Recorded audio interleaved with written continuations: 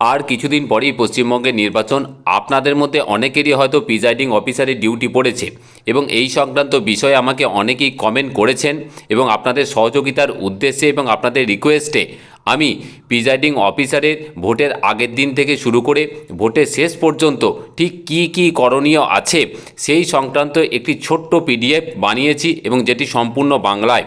এবং আজকে আমি সেই পিডিএফটি যেমন আপনাদের সামনে তুলে ধরব, তারই পাশাপাশি আপনাদের জন্য প্রয়োজনীয় যে সমস্ত ফর্মগুলি আছে তার একদম ফিল আপ করা যে স্যাম্পল কপি, সেই স্যাম্পল কপিটাও কিন্তু তুলে ধরব।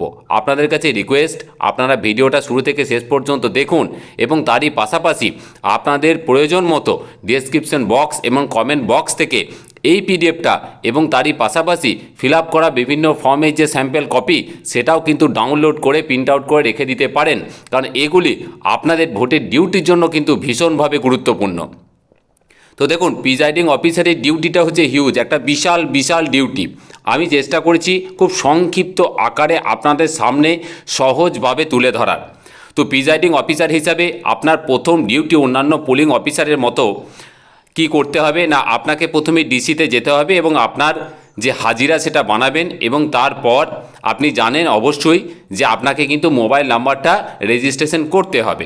তো মোবাইল নাম্বারটা রেজিস্ট্রেশন করলেন ডিসিতে যাওয়ার পর, এবং তারপর কি করবেন না, বিভিন্ন ধরনের যে জিনিসপত্র সেগুলোকে কিন্তু আপনাকে সংগ্রহ করতে হবে।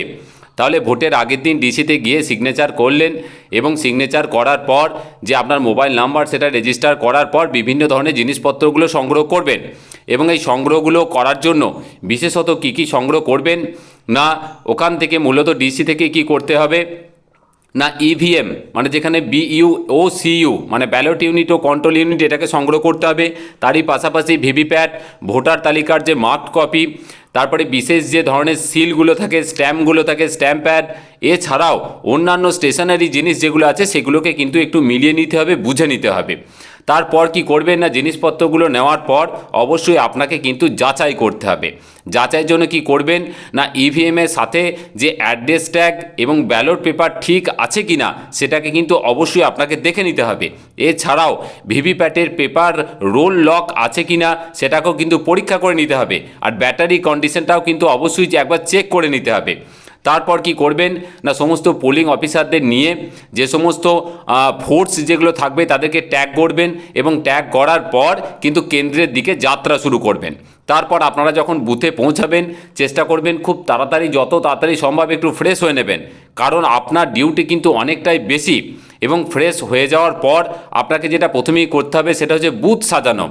সকল পোলিং অফিসারদের সহযোগিতায় আপনি কেন্দ্রে পৌঁছে পোলিং এজেন্টদের বসার জায়গা, ভোটিং কম্পার্টমেন্ট বা ভোট কক্ষ এবং ভোটারদের ঢোকা এবং বেরোনোর যে পথ এবং তার বাইরে যে স্টিকার মারা থেকে শুরু করে যাবতীয় কাগজপত্র সেইগুলোকে কিন্তু মেরে ওগুলোকে কিন্তু রেডি করতে হবে। এছাড়াও 100 মিটারের মধ্যে যাতে কোনো রাজনৈতিক পোস্টার বা ব্যানার থাকলেও তা যাতে সরিয়ে দেওয়া হয় সেই ব্যবস্থাও কিন্তু আপনাকে করতে হবে। তাহলে এইভাবে আপনাকে কিন্তু বুথটাকে সাজিয়ে নিতে হবে। তারপরে কি হবে না, আপনি এজেন্টদের বলে দেবেন তার পরের দিন একটু সকাল সকাল আসার জন্য, এবং পরের দিন সকালে মানে আমি বলছি ভোটের দিন প্রথমেই আপনার মক পোলটা কিন্তু তাড়াতাড়ি শুরু করতে হবে। এটা মনে রাখবেন, ভোট শুরুর যে টাইম নির্বাচন কমিশন থেকে বলা হবে তার অন্তত 90 মিনিট আগে কিন্তু আপনাকে মক পোলটা শুরু করতে হবে। এবং এক্ষেত্রে অবশ্যই সব এজেন্ট যাতে আসে সেটা কিন্তু সুনিশ্চিত করতে হবে। আর যদি না আসে অন্ততপক্ষে 2 জন পোলিং এজেন্টের উপস্থিতিতে প্রতিটি প্রার্থীর জন্য অন্তত 1টি করে ভোট দিয়ে মোট 50টি ভোট কমপ্লিট করে কিন্তু মেশিনটাকে পরীক্ষা করতে হবে বা মক পোল কমপ্লিট করতে হবে। এরপরে আপনাকে মক পোল সার্টিফিকেটটা রেডি করতে হবে। তার জন্য কি করবেন না, এই যে মক পোল যেটা করলেন সেটার শেষে ক্লিয়ার বাটনটা অবশ্যই যেন টিপবেন, কারণ ক্লিয়ার বাটনটা যদি টেপেন তবেই কিন্তু সমস্ত তথ্য ক্লিয়ার হবে এবং তার নর্মাল কন্ডিশন বা স্টার্টিং লেভেলে কিন্তু মেশিনটা চলে আসবে। তারপর কি করবেন, ক্লিয়ার বাটনটা টেপার পর ভিভিপ্যাটের যে ড্রপ বক্স সেখান থেকে যে স্লিপগুলো যেগুলো কেটে কেটে পড়লো যাদেরকে ভোট দিলেন সেই স্লিপগুলোকে বের করবেন এবং তারপর কালো যে খামটা দেবে সেই কালো খামের মধ্যে ভরে কিন্তু সিল করবেন। এরপর কি করবেন না, মক পোল সার্টিফিকেট তৈরি করে সেখানে অবশ্যই কিন্তু এজেন্টদেরকে সই করিয়ে নেবেন। প্রত্যেকটা সার্টিফিকেট থেকে শুরু করে ফর্ম এর স্যাম্পল ফিল আপ করা কপি কিন্তু আমি দিয়ে দেবো, ডাউনলোড করে নেবেন। তারপর কি হবে না আসল ভোটের যে প্রস্তুতি সেটা কিন্তু শুরু করতে হবে। তাহলে সমস্ত মক পোলের যে সার্টিফিকেট রেডি করার পর কন্ট্রোল ইউনিট এবং ভিভিপ্যাট যে ড্রপ বক্সে গ্রিন পেপার সিল এবং স্পেশাল ট্যাগ দিয়ে কিন্তু ওগুলোকে সব সিল করতে হবে, কারণ তারপরেই কিন্তু ভোটটা শুরু হবে। তো সমস্ত কিছু সিল করে দেওয়ার পর ভোট কিন্তু এবার শুরু হবে। কি হবে না সকালে কমিশন যে নির্ধারিত টাইমটা বলেছে সেই টাইমেই কিন্তু ভোটটাকে আপনাকে শুরু করতে হবে। এবং প্রথম ভোটারের স্লিপটা একটু পরীক্ষা করলেন, কারণ প্রথম ভোটারটা কিন্তু ভীষণ গুরুত্বপূর্ণ। তারপর যখন ভোট শুরু হয়ে গেল, first polling, second polling, third polling হয়ে ভোট কিন্তু কন্টিনিউ চলতে থাকবে। ঠিক এই সময় আপনার বিশেষত কিছু কাজ নেই, আপনাকে যেটা করতে হবে কিছু নজরদারি চালাতে হবে। কীরকম? যেমন ধরুন ভোটার তালিকা অনুযায়ী শনাক্তকরণ ঠিকঠাক হচ্ছে কিনা, আঙুলে কালিগুলো ঠিকঠাক লাগানো হচ্ছে কিনা, একটুখানি নজরদারি আপনাকে করতে হবে। এবং এর পাশাপাশি আপনাকে মনে রাখতে হবে প্রতি 2 ঘন্টা অন্তর ঠিক কত শতাংশ করে ভোট পড়ল পুরুষ ও মহিলা আলাদাভাবে, সেটা কিন্তু সেক্টর অফিসারকে জানাতে হবে ভায়া মেসেজের মাধ্যমে। এছাড়া এখন ইসিআই নেট অ্যাপসেরও সুবিধা আছে, সেটাকেও আপনি ব্যবহার করতে পারেন। এরপরে কি না বিশেষ কতগুলি ক্ষেত্র আছে, যেমন ধরুন এএসডি ভোটার মানে হচ্ছে অ্যাবসেন্ট, স্থানান্তরিত এবং মৃত যে ভোটার তালিকায় যদি কেউ ভোট দিতে আসে তাহলে তার ক্ষেত্রে কিন্তু একটু ভালো করে ভেরিফিকেশন করতে হবে এবং তাকে সমস্ত ডকুমেন্টসে সিগনেচার করিয়ে তারপর কিন্তু তার ব্যবস্থাটা করতে হবে। এছাড়াও অনেকে দেখবেন চ্যালেঞ্জ ও টেন্ডার ভোটের একটা সিচুয়েশন তৈরি হতে পারে। সেক্ষেত্রে কেউ যদি ভুয়ো ভোটার হয় মানে চ্যালেঞ্জ ভোট যদি হয় বা কারোর ভোট যদি অন্য কেউ দিয়ে থাকে মানে টেন্ডার ভোট, তাহলে নিয়ম অনুযায়ী কিন্তু ব্যবস্থা করতে হবে। এইসবের আলাদা করে আমি একটা করে ভিডিও দিয়ে দেবো, কারণ এগুলো খুব বিস্তারিত ব্যাপার। বেশ, এইগুলো বিশেষত দেখবেন। তারপর এইভাবে যখন ভোটটা কমপ্লিট হবে প্রায় শেষের দিকে চলে আসবে, মানে একদম শেষের দিকে, মানে ধরুন কমিশন দ্বারা নির্ধারিত যে সময় বিকাল 5টা বা 6টা, যখন যে ভোটে যে সময়টা নির্ধারিত করে দেবে সেই সময়ের পর তারপরেও যদি দেখেন যে লাইনে অনেকে দাঁড়িয়ে আছেন তাহলে কিন্তু কিউ স্লিপগুলো কিন্তু ডিস্ট্রিবিউট করে দিতে হবে। এবং কি করতে হবে না শেষ থেকে কিন্তু এটাকে দেবেন এবং কিউ স্লিপ দিয়ে যারা আছেন তাদের কিন্তু ভোটটাকে নেবেন। এবং সবাই যখন লাইনে দাঁড়িয়ে থাকা প্রত্যেকে যখন ভোট দেওয়া কমপ্লিট হয়ে যাবে তখন আপনাকে কিন্তু মেশিনটাকে ক্লোজ করতে হবে, মানে ভোট শেষ হয়ে গেল। এখানে অবশ্যই মনে রাখবেন যে ভোট শেষ হলে অবশ্যই কন্ট্রোল ইউনিটের ক্লোজ বাটনটা কিন্তু টিপতেই হবে। এবং মোট ভোটের সংখ্যা ফর্ম 17C-তে কিন্তু অবশ্যই লিখে নেবেন। তারপর কি করবেন না ভোট যেহেতু শেষ হয়ে গেল এবার সিলিংয়ের কাজগুলো কিন্তু শুরু হবে। এক্ষেত্রে কি করবে না ইভিএম বা ইলেকট্রনিক ভোটিং মেশিন যেটা এবং ভিভিপ্যাটের সুইচগুলো অফ করবেন, অফ করে তার খুলে কেস মানে বাক্সর মধ্যে সেগুলোকে সব ভরবেন এবং অ্যাড্রেস ট্যাগ দিয়ে কিন্তু প্রত্যেকটা সিল করবেন এবং সেখানে অবশ্যই কিন্তু এজেন্টদের সিলও দিতে বলবেন। মনে রাখবেন প্রত্যেকটা জায়গায় যেখানে যেখানে বক্স বা মেশিন সিল করবেন প্রত্যেকটা জায়গায় যেন এজেন্টদের কাছে থাকা যে সিল সেই সিলটা যেন অবশ্যই দিতে বলবেন। এরপর কি করবেন না কাগজপত্র গুছিয়ে নেওয়ার পালা। প্রিজাইডিং অফিসারের ডায়েরি, ভিজিট সিট, 16 দফার রিপোর্ট ও ফর্ম 17C কপি পোলিং এজেন্টদের হাতে কিন্তু আপনাকে তুলে দিতে হবে। ভোট চলাকালীন আপনি কিন্তু এই সমস্ত কাগজগুলোকে রেডি করবেন এবং এই সমস্ত কাগজের আবারও বলছি যে স্যাম্পল কপি সেটা আমি দিয়ে দিচ্ছি, এইভাবে দেখে দেখে কিন্তু রেডি করবেন। এবার আপনার ভোট হয়ে গেল, সমস্ত কিছু হয়ে যাওয়ার পর আপনি যখন সরঞ্জাম জমা করতে এলেন তখন দেখুন ওখানে মূলত 2টি প্যাকেট করতে হবে। একটা হচ্ছে স্ট্যাটুটারি কপি মানে প্যাকেট, যেটা একটা নন স্ট্যাটুটারি প্যাকেট কিন্তু করতে হবে এবং প্রত্যেকটা প্যাকেটে প্রত্যেকটা নির্দিষ্ট জিনিসগুলো ভরতে হবে এবং আলাদা করে কিন্তু সিল করতে হবে। এবং তারপর নির্দিষ্ট কাউন্টারে গিয়ে সেখানে ইভিএম, ভিভিপ্যাট এবং সিল করা যে প্যাকেটগুলো রেডি করেছেন সেগুলো কিন্তু জমা করাবেন এবং অবশ্যই জমা করার পর যে রিসিভ কপি সেটাকে কিন্তু অবশ্যই সংগ্রহ করবেন। তো এই ছিল মোটামুটি বিষয়। আপনার প্রিজাইডিং অফিসার হিসাবে আপনার মূলত এই ডিউটিগুলি কিন্তু পালন করতে হবে।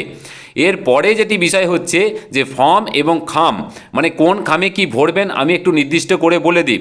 দেখুন সঠিকভাবে গোছানোটাই কিন্তু আপনার কাছে একটা সবথেকে বড় চ্যালেঞ্জ। আপনার কাছে যে 2টি কভার আছে, একটি হচ্ছে স্ট্যাটুটারি কভার আর একটা হচ্ছে নন স্ট্যাটুটারি কভার। তো স্ট্যাটুটারি কভার বা সংবিধিবদ্ধ প্যাকেটটাকে কিন্তু সিল অবশ্যই করতে হবে। তার আগে সেই প্যাকেটের মধ্যে মূলত যেগুলো রাখবেন সেটা হচ্ছে মার্ক কপি অফ ইলেকটোরাল রোলটা রাখতে হবে, ভোটার স্লিপটা রাখতে হবে, এছাড়াও ব্যবহৃত এবং ব্যবহৃত টেন্ডার যে ব্যালট পেপার সেগুলোকে রাখতে হবে, এর সাথে ফর্ম 17A রাখতে হবে। এগুলো সবই কিন্তু স্ট্যাটুটরি কভারের মধ্যে রাখতে হবে। আর নন স্ট্যাটুটরি কভারের মধ্যে কি রাখবেন না, এজেন্টদের যে অ্যাপয়েন্টমেন্ট লেটার মানে ফর্ম 10 সেটা রাখবেন। এছাড়াও যদি চ্যালেঞ্জ হয়ে থাকে তাহলে চ্যালেঞ্জড ভোটের তালিকাটা রাখবেন, অন্ধ বা শারীরিক অক্ষম ভোটারের তালিকা এবং সঙ্গীত ডিক্লারেশনটা রাখবেন। এছাড়াও প্রিজাইডিং অফিসারের ডায়েরি, এটি খুব সাবধানে কিন্তু লিখতে হবে। এইগুলো প্রত্যেকটা এই দুটি আলাদা আলাদা প্যাকেটে ভরে সেগুলোকে সিল করবেন এবং এইগুলো সিল করার পর কিন্তু ওখানে জমা দেবেন এবং অবশ্যই কিন্তু রিসিভ করাবেন। এবার আমি কতগুলি বিশেষ পরিস্থিতি বলি, যে বিশেষ পরিস্থিতিতে আপনার কি করণীয় সেটাও বলে দিচ্ছি। দেখুন, আপনাকে কিন্তু বিশেষ পরিস্থিতির মোকাবেলা করার জন্য কিছু জিনিস আগে থেকেই মানসিকভাবে প্রস্তুত নিতে হবে। যেমন ধরুন চ্যালেঞ্জ ভোট, যদি কোনো এজেন্ট মনে করেন যে কোনো ভোটার ভুয়া, তবে তিনি 2 টাকা জমা দিয়ে চ্যালেঞ্জ করতে পারেন প্রিজাইডিং অফিসারকে, তখন তাৎক্ষণিক একটা তদন্ত করতে হয় এবং তার জন্য প্রয়োজনীয় ডকুমেন্টস কিন্তু ফিল আপ করতে হবে। এগুলো প্রত্যেকটা ডকুমেন্টস আমি দিয়ে দেবো। এছাড়া হচ্ছে টেন্ডার ভোটের ক্ষেত্রে যদি কোনো ভোটার এসে দেখেন যে তার ভোটটা কিন্তু অন্য কেউ দিয়ে দিয়েছে, তবে তাকে ইভিএমে নয় বরং ব্যালট পেপারে কিন্তু ভোট দিতে হবে এবং একেই কিন্তু টেন্ডার ভোট বলা হবে। এছাড়াও টেস্ট ভোটের কিন্তু একটা অভিযোগ আসতে পারে বা একটা কিন্তু তৈরি হতে পারে। তা যদি কোনো ভোটার ধরুন বাই চান্স অভিযোগ করলো যে তিনি যাকে ভোট দিয়েছেন ভিভিপ্যাটে কিন্তু অন্য কিছু দেখাচ্ছে, তো এই ক্ষেত্রে এই পরিস্থিতি যেটা তৈরি হচ্ছে এক্ষেত্রে কিন্তু টেস্ট ভোটটা দিতে হতে পারে। তবে তাকে কিন্তু এক্ষেত্রে সতর্ক করে একটি টেস্ট ভোট দেওয়ার অনুমতি দেওয়া হতে পারে, কিন্তু এক্ষেত্রে বিশেষভাবে তাকে বলে দিতে হবে যদি অভিযোগ মিথ্যা প্রমাণিত হয় তবে কিন্তু ওই ভোটারের জেল বা জরিমানা পর্যন্ত হতে পারে। এছাড়াও এএসডি ভোটারের ক্ষেত্রে একটু সতর্ক থাকতে হবে, কারণ এএসডি ভোটার তালিকাভুক্ত কেউ যদি ভোট দিতে এলে তার থেকে ডিক্লারেশন অবশ্যই নিতে হবে এবং তার আঙুলের ছাপ এবং সই কিন্তু সংগ্রহ করতে হবে। এবার আমি কতগুলো ইভিএম বা ভিভিপ্যাটের যে কানেকশন ও টেকনিক্যাল কিছু টিপস আপনার সুবিধার জন্য বলে দিচ্ছি। দেখুন, ভোট শুরুর আগে কানেকশন দেওয়ার কতগুলি নির্দিষ্ট নিয়ম আছে। কী রকম নিয়ম না, প্রথমে যে ব্যালট ইউনিট যেটা আছে সেটাকে ভিভিপ্যাটের সঙ্গে যুক্ত করতে হবে। তারপর ভিভিপ্যাটটাকে যুক্ত করবেন কন্ট্রোল ইউনিটের সাথে এবং তারপর ভিভিপ্যাটের পিছনের নব আনলকিং পজিশনে ভার্টিক্যালে কিন্তু আপনাকে আনতে হবে এবং সবার শেষে সব কিছু হয়ে গেলে তারপর কিন্তু কন্ট্রোল ইউনিটের পাওয়ারটাকে অন করতে হবে।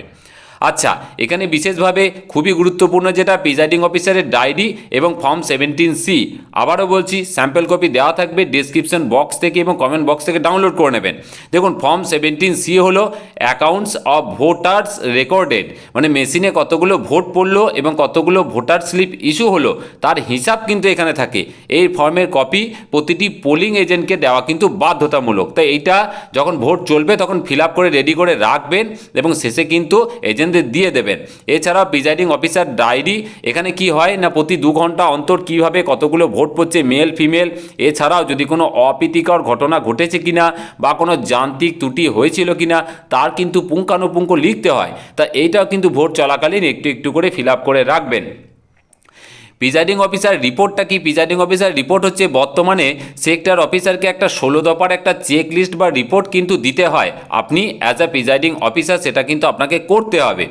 এতে মক পোল ঠিকমতো হয়েছে কিনা, ক্লিয়ার বাটন টেপা হয়েছে কিনা, এছাড়াও এজেন্টদের সই নেওয়া হয়েছে কিনা, এই বিষয়গুলো কিন্তু নিশ্চিত করতে হয়।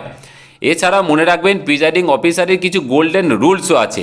যেমন ধরুন, কখনও কিন্তু মক পোল শেষেই ক্লিয়ার বাটন টিপতে ভুলবেন না। এই জিনিসটা কিন্তু অবশ্যই মনে থাকে যেন মক পোলের পর যেন ক্লিয়ার বাটনটা অবশ্যই টিপবেন।